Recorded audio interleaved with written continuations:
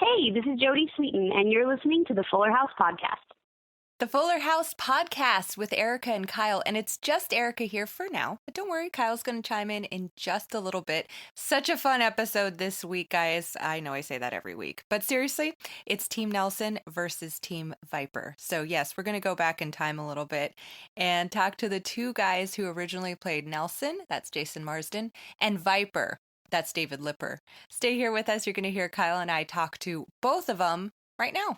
1, 2, 3, 4. La la la la la la la la la la la la. Whatever happened to predictability?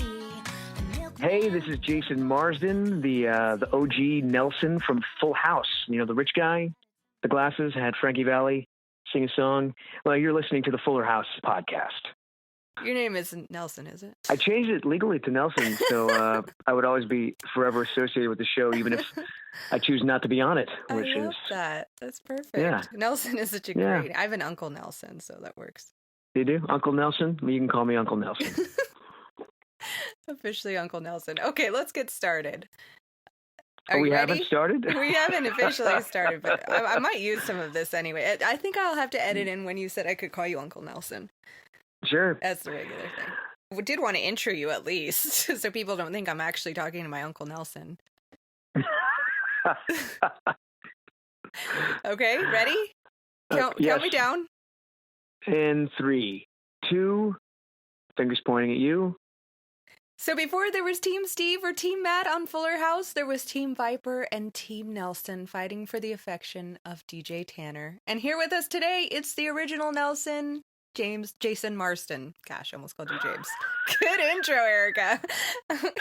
I believe actually you did, in fact, succeed in calling me James. And he did it in a way that most people haven't done. It's usually like, James Marsden? No, you went Jason Marsden. Sorry, I read it. You just combined it. I read it quickly. That's fine. At least I didn't call you Nelson. We're past that one. Now you've just moved on to James. Uncle Nelson. Just call me Uncle. Uncle Nelson turned James turned Jason. Jason, thank you for being here. I have like so many questions for you. And first of all, I'd like to apologize to you for my husband's email earlier that asked you like, so did Full House put you on the map and all these funny things? And I was like, Kyle, like he wasn't just on Full House. Like he was on Step by Step. My husband missed out on Boy Meets World. Like he missed out on all the good stuff of the 90s. So what this podcast is basically me catching him up to like everything. He had never seen Full House. We watched it on our honeymoon. Husband is probably, 10 years younger than you? Is that what you're saying? You would think. No, he's 3 years older. He just missed like the greatest decade ever listening to alternative music.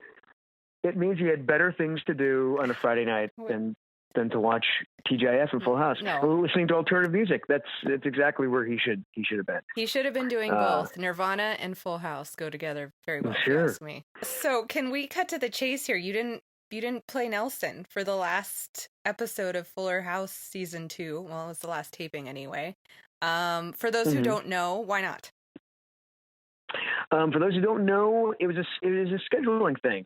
The folks at Fuller House, and Netflix reached out repeatedly, and I had already made a commitment to appear at DragonCon, which is for those who don't know, a pop culture convention in Atlanta, and it's a hard invite to get. And I really wanted to go, and there was a lot of my friends were going to be there. I hadn't seen in a while. I understand it's a missed opportunity. I was flattered that they called me again, but ultimately I was like, I'm going to choose DragonCon. And Ted Biasalli, the producer and executive over at Netflix, who's a friend of mine, he called me, and one of the writers messaged me on Facebook, like, is there anything we could do? Casting got back to me again. They like, we heard you're bummed and you don't want to, and is there anything we could do? They tried repeatedly, and I really thought about it, but I couldn't do both. But we can forgive you this time. Well, thank you. It's funny. I had a lot of people.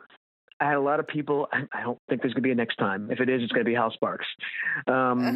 It's funny that the folks I met at DragonCon people would come up to me upset and saying, I can't believe that you turned down Fuller House. Why, I still want to see you as Nelson in Fuller House. That was my next and question. My argument was like, but then you wouldn't have been able to meet me right now. Like, you get the privilege of, like, people didn't want to see the tangible me. They wanted the Nelson me. They want you to be Nelson forever. Yeah. Well, yeah, I was going to ask if any Fuller House fans were walking around Dragon Con, because I didn't think that would be their thing, but apparently they would have rather been sitting watching you at a taping of Fuller House than at Dragon Con. It was a half and half. A lot of people were like, hey, we're glad you're here. A lot of people were like, hey, how could you do that? And you get to have that conversation for a while, I think. Yes. I'll just tell them, just listen to Fuller House podcast, and all answers will be revealed. Send them here. Would you be interested in coming back to Fuller House if, let's say, they did ask you again? Well, yeah, totally. Yeah. Okay. So it's not like I don't. Okay.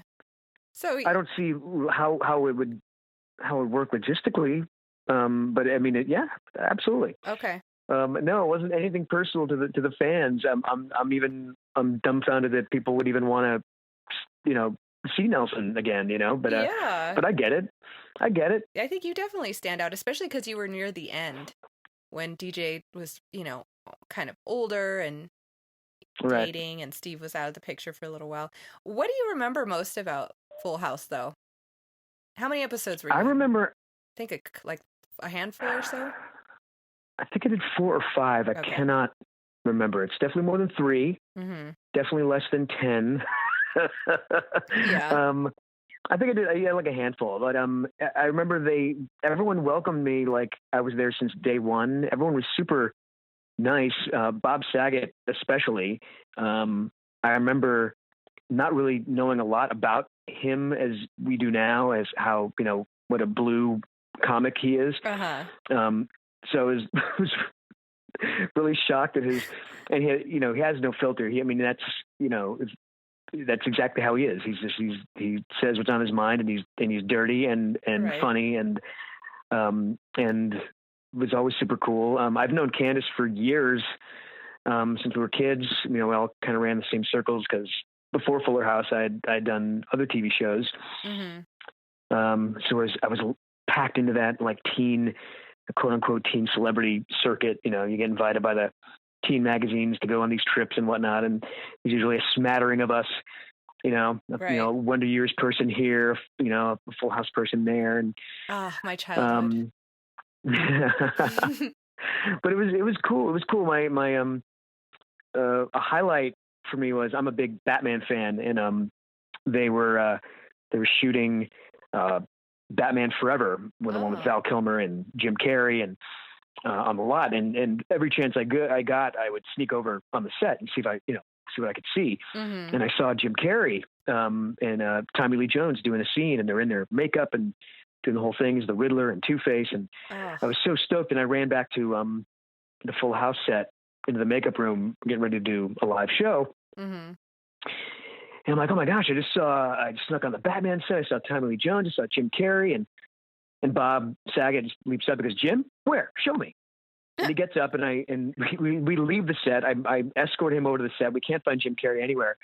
And we see his trailer, and Bob just like knocks in his trailer, and Jim Carrey opens the door, and they knew each other from their stand-up days, and welcomes us in. And there I'm hanging out in Jim Carrey's trailer. He's dressed up as the Riddler, and he and Bob are telling jokes, and Bob introduced you.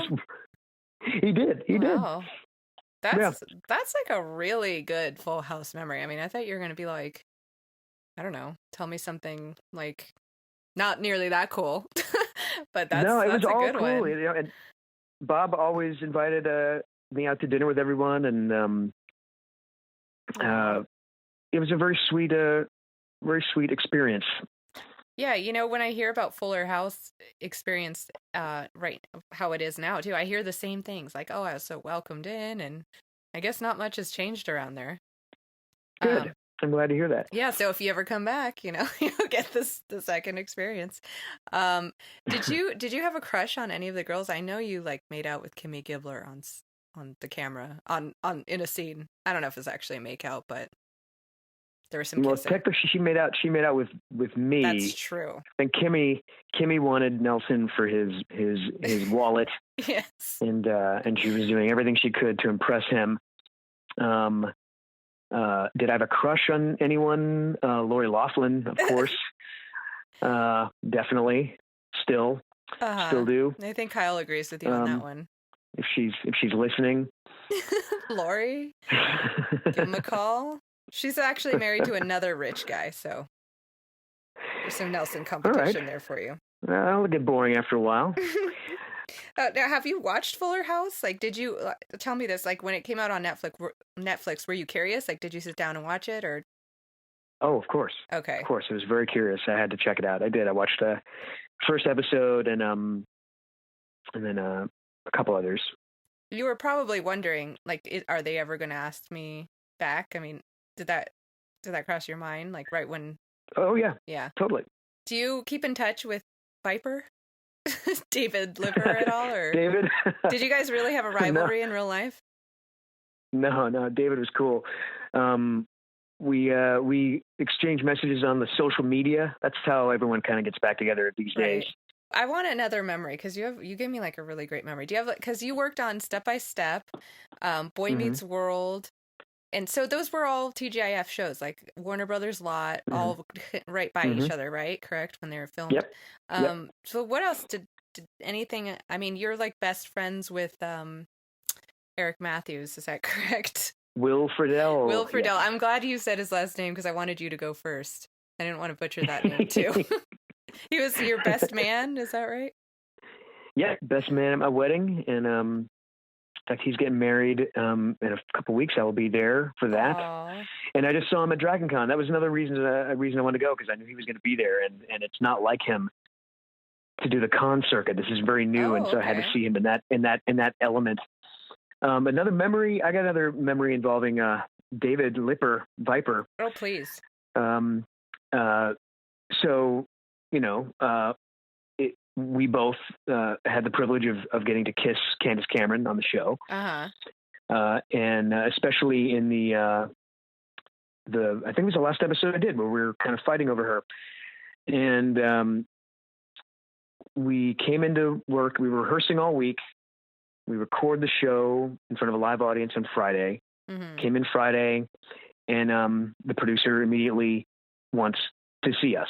And, as actors, the first thing we think of, like, we're getting replaced. We did something wrong. Something happened. We're getting replaced. What's going on? Sits us down and says, so Candace hasn't been feeling well all week. Went to the doctor. We're not 100% sure, but they're thinking mono. Oh, no. The kissing disease. Now, I didn't sweat it because I had mono, like, a couple years prior. So I was like, all right, I'm cool. David was freaking out. Oh, my gosh. He would come into my dressing room. He's like, I don't know what to do. I got this other thing going on, and should I get a lawyer involved? David, I hope you're listening to this. Yes, we're going to tell him this. We're talking to him tomorrow, so he's definitely hearing about this. He was freaking out about it, and I was like, dude, it's okay. We don't even know what it is. I'm sure she's fine. Don't sweat it. Ultimately, she did not have mono. It was just like a bad cold, and I don't even remember like get anything from that, but I just remember how cute and adorable Viper was pacing. Back to Will Friedle. Did I say that right? Friedle. Yeah. Okay, so I read on Twitter that you would do Girl Meets World if you guys could work together. Is there any chance of this happening? There's a chance of anything happening. Yeah, of course. I like that. Yeah. Okay. Do you watch Girl Meets World, by the way? It's totally different. I have watched an episode. Okay. Okay, so I heard you mention Hal Sparks earlier, and I didn't say anything about that, but obviously, Hal Sparks is going to take your place as Nelson in Fuller House. Yes. We saw it live. How do you feel about that? I hope he thanks me for the work that I've given him, and it's not the first time. I'm not a huge fan. I'm basing this absolutely on an incident that happened between he and I like 15 years ago. Really? Yeah. What happened? And it's something I'm going to like exploit. And again, it's my thing. Mm-hmm. But he's talented. He looks like me. I'm sure he'll do a great job. Did you have any idea it would be him? Like, did they tell you, or? As a matter of fact, my first when I told the producers that I couldn't do it, I'm like, I'm sorry. I hope you find someone great. Please don't cast Hal Sparks. Is what I said. So this is like, and they're like, what's funny? I think that's who we're thinking of getting.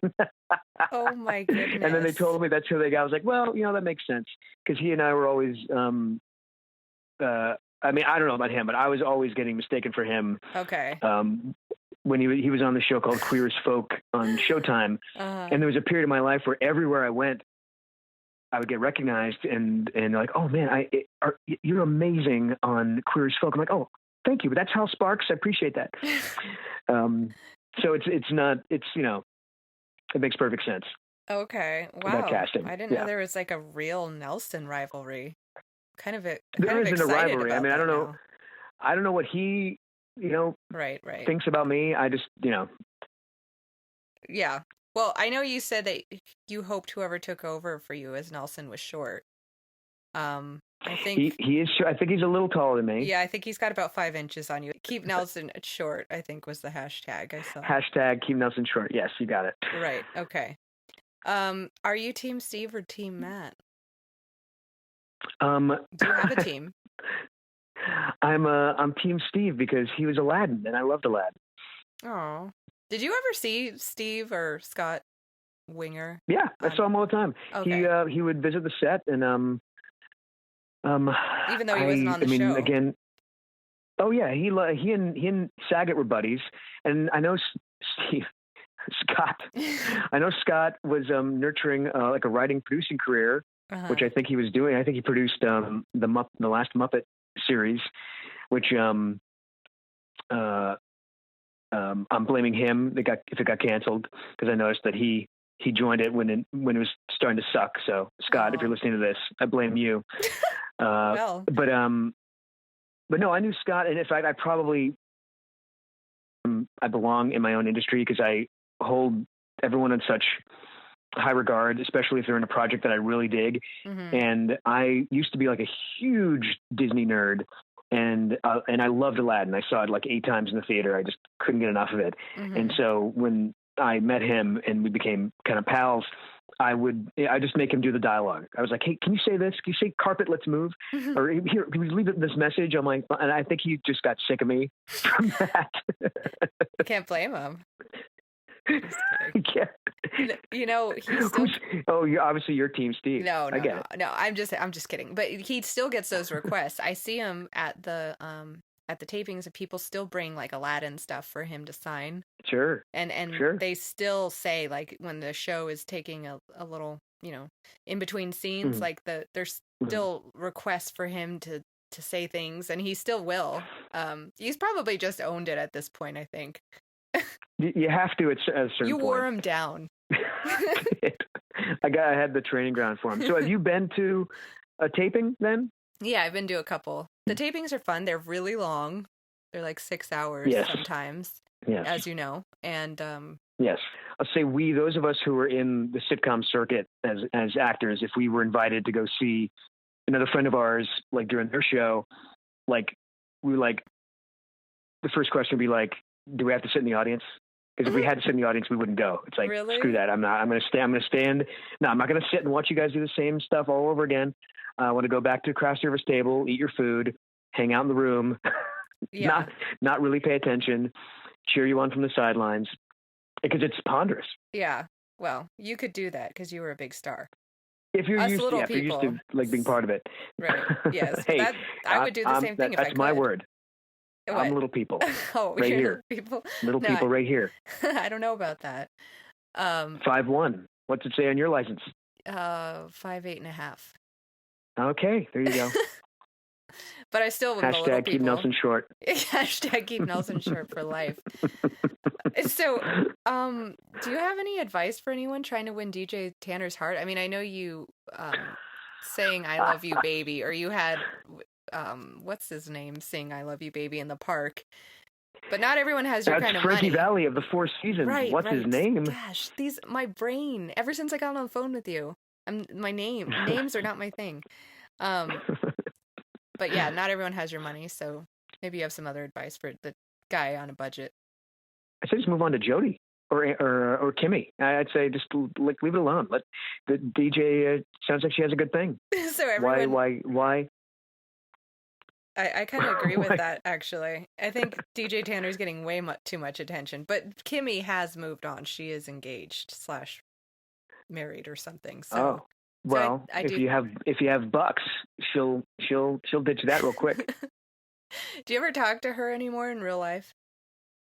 No, I never really talked to her when we did the show. So we exchanged quips on the Twitter. But no, we never exchanged personal information, me and the rest of the cast. Okay, so she wasn't really trying to win your love, is what you're telling me. No, I may play a catch on TV, but I'm not really one in real life. Oh, okay. Well, we leave that to isn't that leave that to the other Marsden. Yeah, isn't that the fun of being an actor, though? You get to play one on TV. Sure. Do people still remember you as Max in a Goofy movie? Is that like a very memorable thing, a nostalgic thing for a lot of people? Oh yeah. More so, I'd say more than like Full House. Mm-hmm. Yeah. It's been, Full House has been 20 years since I was on it. The Goofy movie was 20 years, and that particular project, for those who haven't seen it, a Goofy movie is a road trip, relationship comedy, father and son. Mm-hmm. So a lot of people come up to me like, oh yeah, I watched this with my dad, or this really healed the relationship with me and my dad or my parent, and really bonded with so and so because of this movie. I still watch it, and that's just one of those things. You work on this stuff. We're not curing cancer. We're making entertainment, and you never know what's going to stick in people's hearts, and that's one of those things that people really dig, and I love that. I know my little cousin was obsessed with that movie. Yeah. And so I'm not surprised at all when you're telling me this. She's the only person I knew who was like that obsessed, because she's a little younger than me, so it was more of her time for the, cartoony stuff still, but I think she watched it like 24 hours a day. Seriously, like she loved that movie. So Nice. I had to ask about that.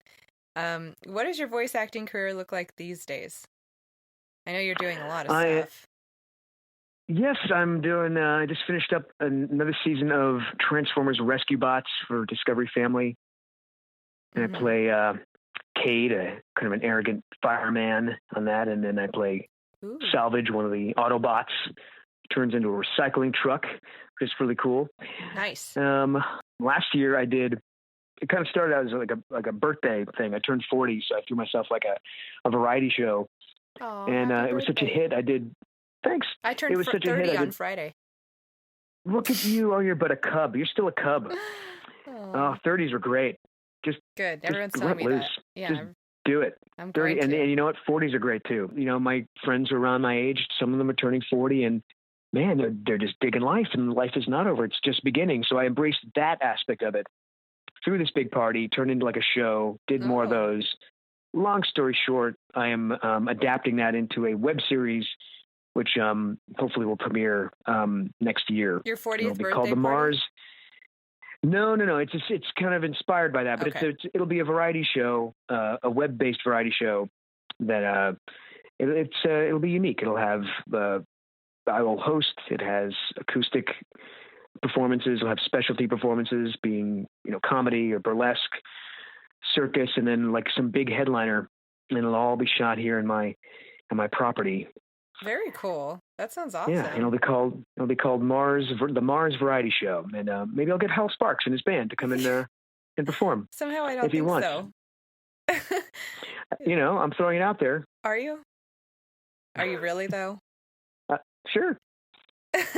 Well, good. It's nice to see you be so kind and generous. after Absolutely. after whatever happened that happened.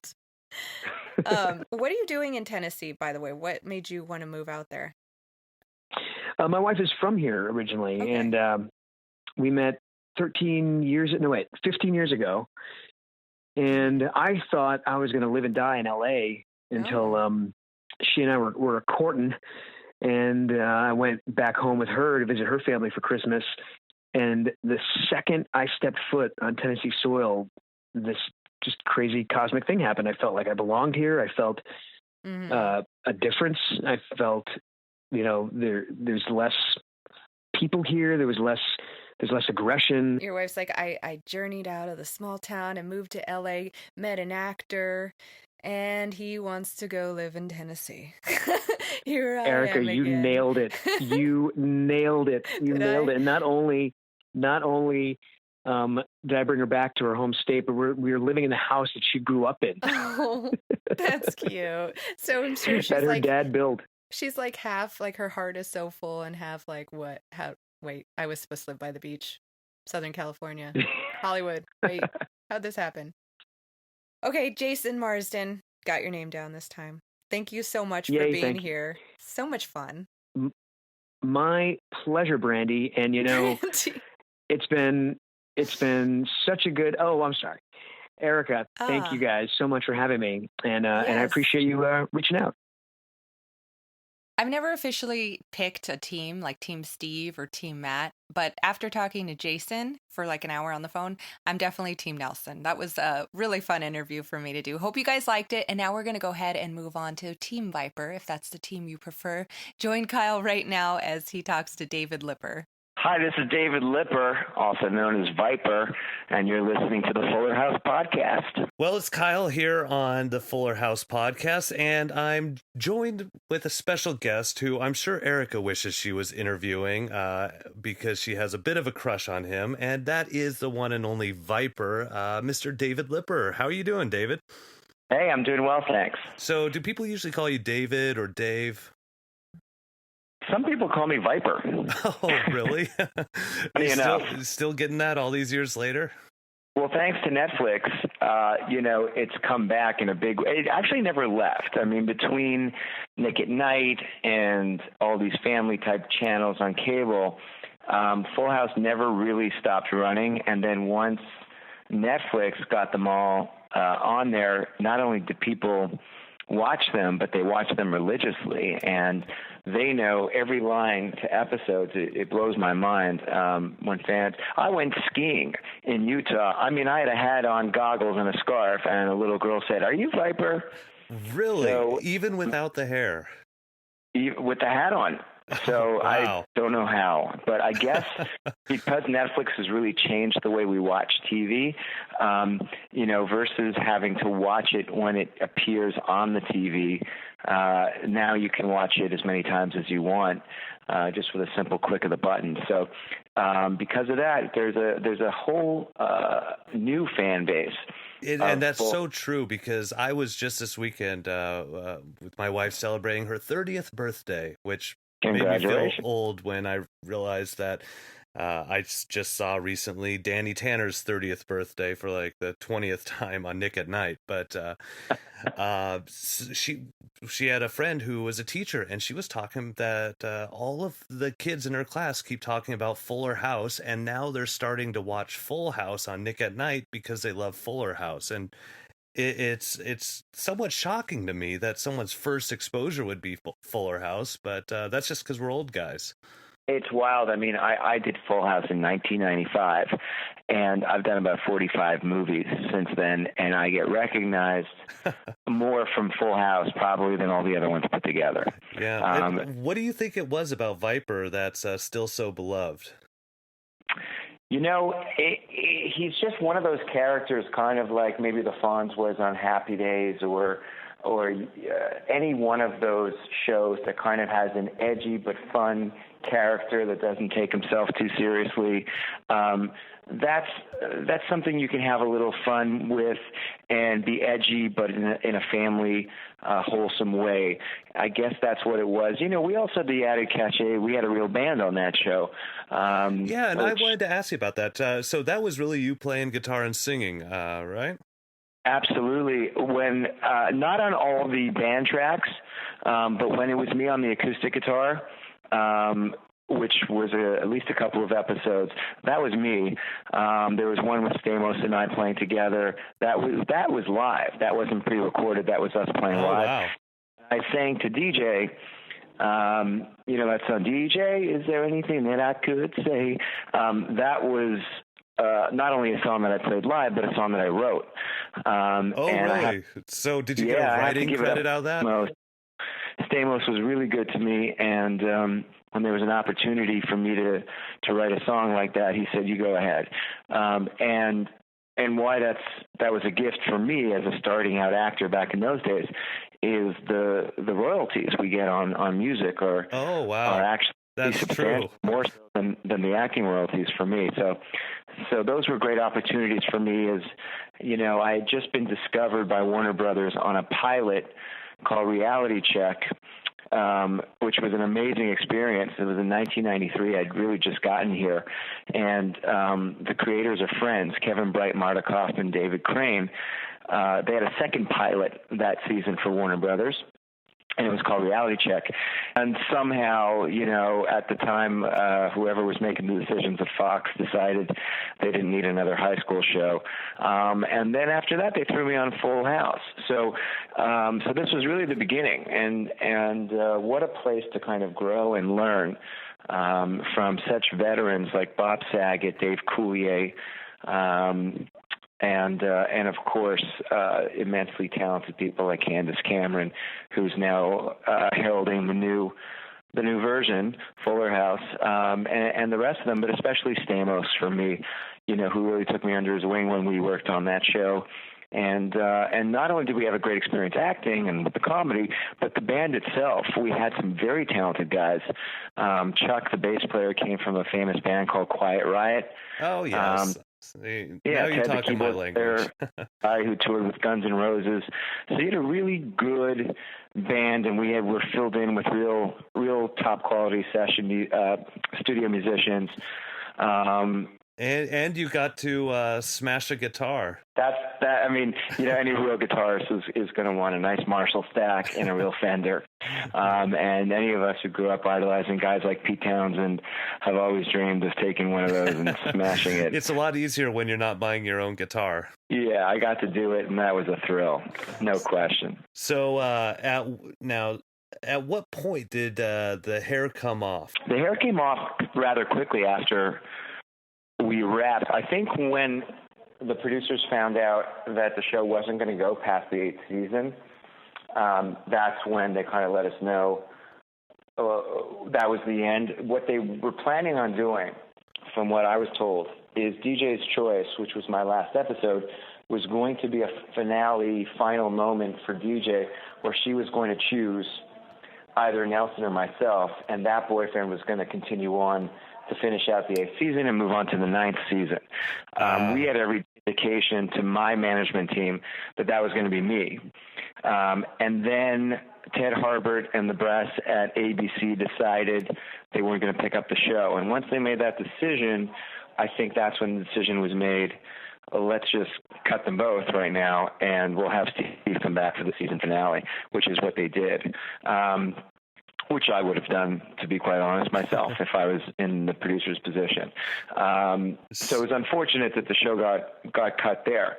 But once that happened, I got cast in a movie called She Fought Alone with Tiffany Amber Thiessen, funny enough, and Brian Austin Green, who were actually a couple at the time. And it was it was a huge movie for NBC. The ratings were phenomenal. And you had to cut the hair for that? Yeah, they cut it off. But what happened was I played the bad guy. And from that, I ended up, for the next several years, playing the bad guy on a whole bunch of movies that I started on for NBC and other I was looking at your list of credits, and it seems like you started out as a little bit of a bad boy as Viper, at least bad boy for as far as Full House is willing to go Family, with that. yeah. But from then you seem to have really found a niche playing a bunch of villains. Yeah, it's weird, and I've kind of bounced around from hero to villain, and I have to say my biggest thrill is a movie that's coming out, should be coming out late this year, if not early next year, and it's called Exodus to Shanghai. And what I'm most proud about it is I'm playing a Nazi, German accent and all, in a very important, I think, Holocaust story that most people don't know about the Chinese consul general to Vienna who saved about 20,000 Jews by issuing visas to Shanghai. Oh. And it sounds like you're definitely playing a villain then if you're a Nazi, correct? I am absolutely the villain, but the director, Tony Hickox, does such an amazing job in this film by making it in a different way. Believe it or not, there's fun in this movie. It gets very serious, and there are moments that are very tense and tough. But there's also a lot of comedy and action if you can imagine that in a Holocaust movie. So just to go back to Full House a little bit, when did you start to notice that people were talking about Viper in regards to Fuller House? Did you hear about Fuller House before it was public, or when did you start to notice your name coming up? Well, first off, social media has kind of been flying with this thing. Believe it or not, the information that we're given and everything when you get ratings from places like Netflix has to be taken with a grain of salt, that you're kind of figuring out stuff that's not been released. But some very connected people in the know have published articles that this is the highest rated show on all of television, not just the highest rated show on Netflix. We've definitely talked about that on this show. But it is, and it's, I was fortunate enough to be invited to the wrap party of Fuller House and see the gang again, which was a thrill after a long time. And Jeff Franklin kind of made a note there, the creator of the show, that he has heard the same rumblings, that this is not just the highest rated show on Netflix, but the highest rated show on all of television. Because of that, you're getting obviously a lot of people watching it, a lot of people talking about it. And so I guess because of that, that's probably one of the reasons my name has come up. But like we were talking about before, I think Viper was just one of those characters that was easy to remember and a lot of people enjoyed. Just like, the Fonz wasn't supposed to be a major character on Happy Days, but became such. And ironically, that's another Miller Boyette show who are... yeah, very true. Yeah, so... Sometimes we forget how old they are. Yeah, they're definitely legends. Erica was talking the other day to James Marsden. Did you guys have any sort of rivalry on the show or anything like that? Since he's such a good guy. We got along great. None of the rivalry that we had on camera was off camera. I haven't seen or spoken to him in a long time, but I can tell you that he was a joy on set when we did shoot. Yeah. And I certainly have nothing but good things to say about him. Do you have any funny behind-the-scenes stories or anything? I have a feeling he would have brought up when we both had to kiss Candace Cameron one episode, and we both got strep throat. Oh, is that it? He said something about you were called in and warned that Candace might have mono or something like that. It's so fun. How did I know he was going to tell that story? Well, no. What happened was I think she had strep throat. Oh, okay. And, yeah, it wasn't mono. It was strep throat, and I think we both caught it.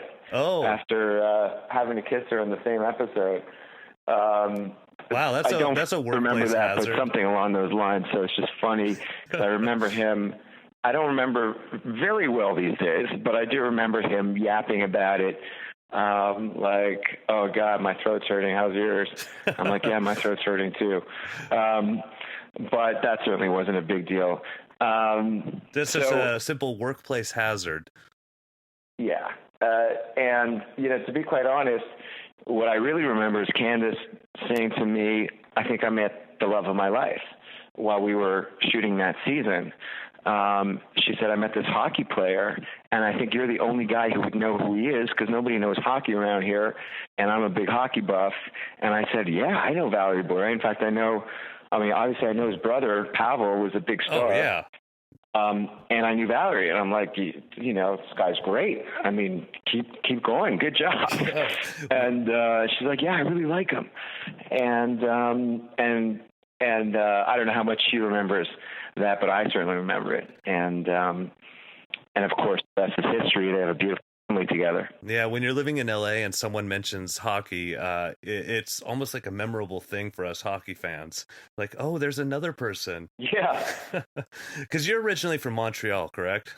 Correct. And then you went to school in Boston, which probably made for some tense game watching experiences. I have no idea.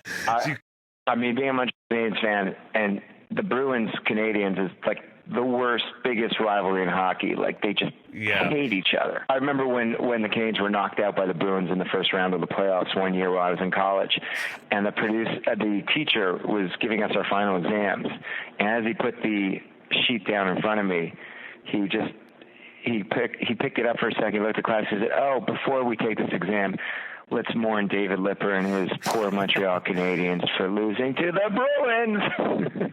Yeah, it was very lonely. So would you say you're Team Steve or Team Matt? I'm Team Steve only because I don't really know Matt, and I'll tell you that Scott is just a phenomenal nice guy. As nice as he comes off on screen, and people may think he is, he's even nicer in person. He's just a really good guy that I'm glad I got to know. Even though we weren't on in the same seasons, we got to know each other outside of that. And he's just a really good guy. So I'm Team Steve all the way. Awesome. And now, if you had to give advice to Steve or Matt on how to win DJ's heart, would you have any advice? Write a song and sing it to her. Oh, that's a good one. And then the last question is, so you mentioned Exodus to Shanghai. Where else, or what else should people be looking out for, and where can people find you? Right. So I had a big mini-series on the History Channel called Sons of Liberty, where I got to be one of the Sons of Liberty. I remember seeing you on that, and you had long hair again. I did. They put a wig on me. Expensive, hot in that Romanian heat where we shot it. A lot of fun. We shot that for several months in Romania. It was fun to be a part of such an important story, and in our history, in American history. I am an American now, and it does rerun a lot. So that's something people may see. Of course, Exodus to Shanghai coming out, and a film I'm really proud of called The Unwilling that I co-wrote and the star of is coming to several festivals now and should be released next year. So look out for that one. And you're, I believe, just David Lipper on Twitter and Instagram if people want to follow you? Actually, my Twitter is @LipDude. Oh, okay. Back in the early days, we did that. So LIP Dude. And @David Lipper is Instagram. Absolutely.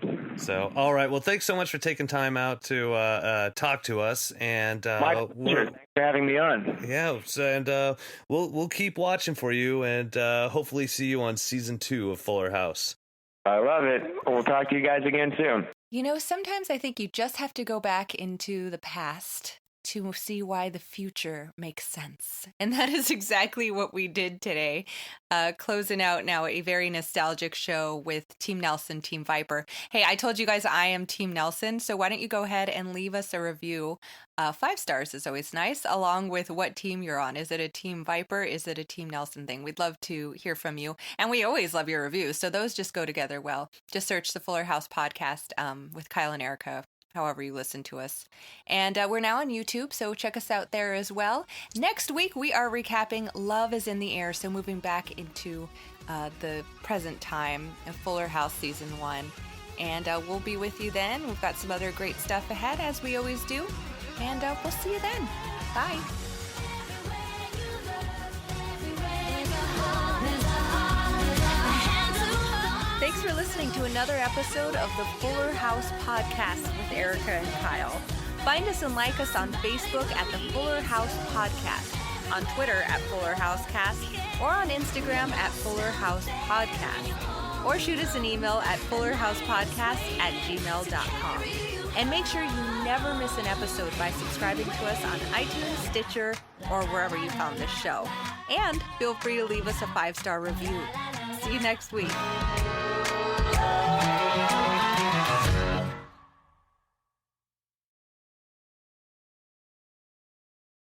So I want to ask you this purely for my wife to edit the response out, but the PK Subban trade, are you thumbs up or thumbs down? Tough trade because, he was a hero in Montreal. He's so loved. He was very involved in the community. He's a dynamic, flashy player, perhaps the most exciting player in the league. He's up there. On the same line as maybe a Kane or Johnny Hockey. He's really, really that kind of a guy because he hits hard, he plays hard. So Montreal was very unhappy about that trade, but the guy they got in Weber. Oh, he's a star too. If I was a GM, he'd be my top choice for a defenseman because he's a guy you want in the playoffs. So I kind of don't fault either team, but they took a very popular player from Montreal and they were not happy about it. Yeah, it's from the outside looking in, a lot of us are thinking, what in the world are you doing? I mean, he's going to be a franchise player wherever he is. But we thought he was a franchise player until the trade.